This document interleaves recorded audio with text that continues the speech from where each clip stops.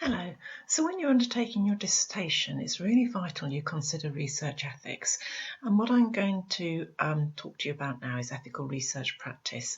I will talk to students face-to-face about the processes that you need to go through at Bournemouth University.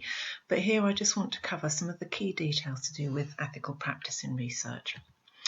So, first of all, there are quite a number of research ethic principles. Now, first of all, I've grouped some here that are to do with benefits to society. And the idea here is that we should be undertaking research that has a benefit to society, not a disbenefit. And therefore, we often talk about integrity of the research, the value of the research, and actually making sure the research that we undertake is of high quality. And this goes whether you're a professor or you're an undergraduate student undertaking research. So it's important all the way through that you think about these things: integrity, value and quality. And in terms of benefits to society, there's this term which I can never pronounce very well, which is beneficence, which is maximising possible benefits and minimising possible harms. And then also, conversely, the idea of non-maleficence, do no harm. And at the bottom I've got some examples that are relevant to your fields of interest. So for instance, if we can do research that enables people to be physically active and healthy in their leisure time, and actually might enable more people to do that, that's fantastic. We might be doing research that encourages healthy eating, or research that brings communities together in celebratory events, which will have, potential benefits to society. So it's worth thinking about when you're doing your research, what are you doing it for? What are you trying to find, and what problems are you trying to solve? So remember, I often talk about research as being quite problem-centred. So what is the problem that you're trying to solve? And therefore, how are you trying to benefit society? Then there's ethical principles which relate to informing the participants. So when people take part in research projects, they need to understand what it's about. What is the purpose of the research? What methods are you using? So how are they going to interact with you? What's the intended use? So who is going to use the research findings once it's been completed? And these are all things that you need to actually think through, and you need to let your participants know about, so they understand what they're getting themselves into. And we also need to respect the human participants. So you need to secure informed consent, and have a slide on that in a moment. And research participants normally participate voluntarily. There are occasions when you might be doing things like observations of people where people might not be aware that they are participating, and that needs special care and attention. But normally people participate voluntarily. Participants have the right to withdraw, and they can withdraw, and they will withdraw if they're not happy with the research, but they can also withdraw for other reasons, and they are allowed to do this at any time, and they can withdraw their data up until a point that it's become anonymised. You need to maintain confidentiality of human participants, or you need to actually discuss this with them and explain so that they understand the level of confidentiality that's afforded to them. And it's vital that they consent to that. And therefore, normally most people participate in research with anonymity, so people don't know who they are. But there are cases where you may need to reveal who people are, but then that needs to be very clear to the people taking part from the start. And then there's some principles related to protecting participants, and I've said in brackets and research as well, because researchers can also be harmed in ongoing research projects. So you must consider the physiological, psychological, social, political, economic, cultural, environmental and spiritual impact of research on participants. Okay, so there's a lot of different things there, but you can physically harm someone, you could psychologically harm somebody. You might be doing something which is very challenging to someone's political views or their cultural perspective, and you need to respect that. And we need to protect participants from harm. Now, we could inadvertently harm someone, maybe by talking to them about a sensitive topic or a topic that's sensitive to them. We may not even recognise this at the start. You can raise issues in interviews that people haven't previously thought was a problem for them. And we sometimes need to put processes in place in case that happens, so that you can actually guide them to someone who might be able to help and support them.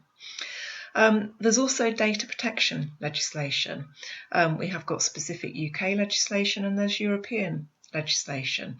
That means we need to take very great care with information we have about participants and how that's stored and how that's used and who's that's shared with. And then there's health and safety of researchers and participants. So you must be mindful that you don't actually ask participants to do something that might put their health and safety in jeopardy. And the same goes for you as researchers.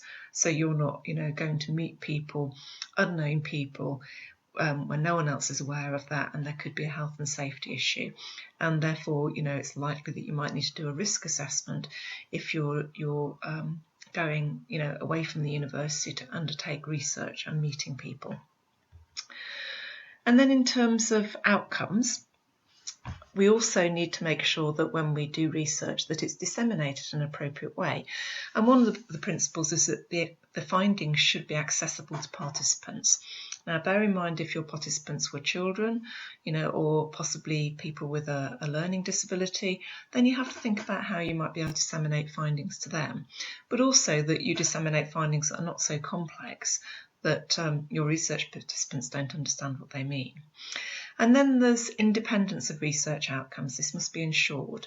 So, for example, if you've had funding to do research, that you're not doing research that actually addresses a particular agenda for an organisation and could be biased in any way.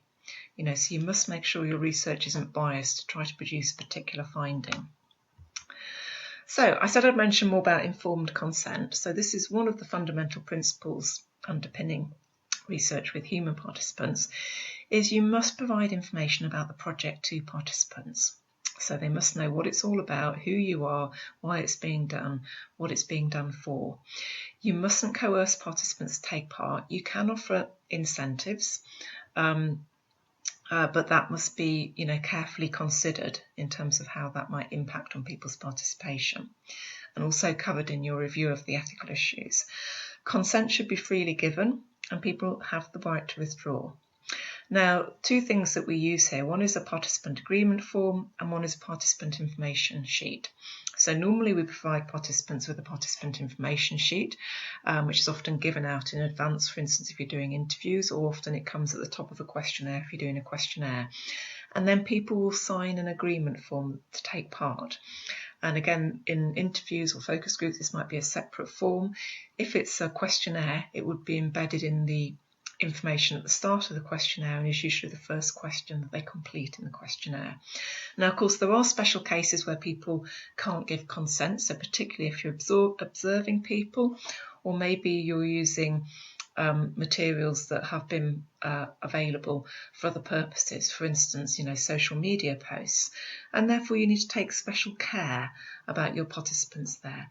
And then there's also cases where participants' capacity is compromised. So, for example, this would be if you're doing research with children, or with possible participants who have maybe a learning disability that means that their communication is impaired, and that's where you might need to pay a lot more attention to this. Ultimately, important thing is the responsibility rests with you. Okay, this is not something that is your supervisor's responsibility. It's something that ultimately rests with you.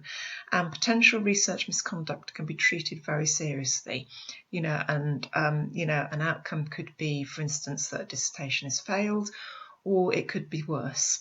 So it's really important that you read the Research Ethics Code of Practice, and you do reflect on what you're doing. And it's very rare that I've come across cases, but I have come across cases where students have done strange and rather silly things, and it has led them to problems. So you want to avoid doing this and make sure you don't fall into any traps. So make sure you read the Ethics Code of Practice, and make sure that you follow the guidance that I will cover in a lecture on how you actually go about undertaking a research ethics checklist.